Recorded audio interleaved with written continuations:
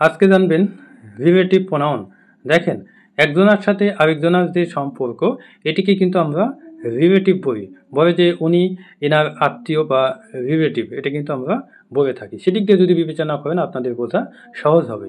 যে প্রোনাউন কোনো নাউন বা অপর কোনো প্রোনাউনের পরে বসে, ওই নাউন বা প্রোনাউনের সাথে বাক্যের বাকি অংশের সম্পর্ক স্থাপন করে তাকে রিলেটিভ প্রোনাউন বলে।